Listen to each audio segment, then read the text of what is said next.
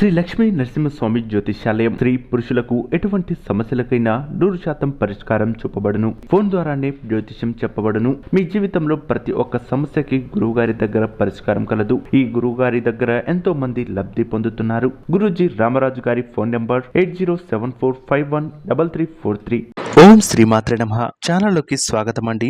June 26, 2024 బుధవారం రోజున కుంభరాశి వారికి ఏ విధంగా ఉండబోతుంది, వారికి కలగబోయేటువంటి శుభ అశుభ ఫలితాలు ఏ విధంగా ఉండబోతున్నాయి, అలాగే వారు పాటించవలసినటువంటి జాగ్రత్తలేంటి, చేయవలసినటువంటి పరిహారాలేంటి, వారికి ఈ రోజు ఏ విధంగా ఉండబోతుందో ఇప్పుడు తెలుసుకుందాం.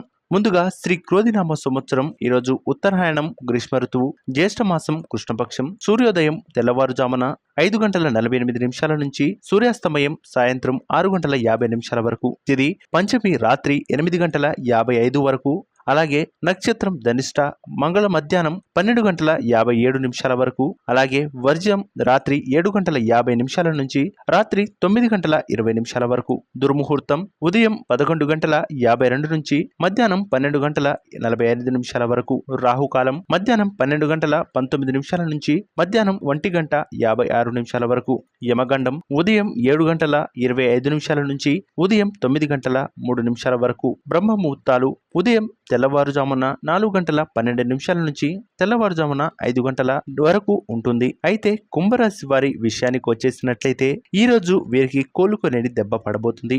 ముఖ్యంగా ఎవరైతే కుంభరాశి వారు ఉన్నారో వారికి దగ్గరలో ఉన్నటువంటి ఓ వ్యక్తి ఇక వీరిని మోసం చేసే అవకాశం ఉంది.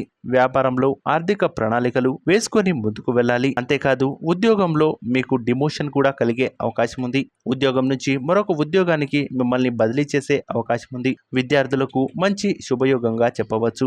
మీరు రాసినటువంటి ఎగ్జామ్లలో పరీక్షలలో ఉత్తీర్ణత మంచి ఫలితాలను అందుకుంటారు. వ్యాపారాలలో మంచి ఆర్థిక లాభం ఉండబోతుంది. దూర ప్రయాణాలు అలాగే అనుకూలమైనటువంటి ఫలితాలు మీకు ఉండబోతున్నాయి. అంతేకాదు డబ్బు విషయంలో చాలా జాగ్రత్తగా ఉండాలి.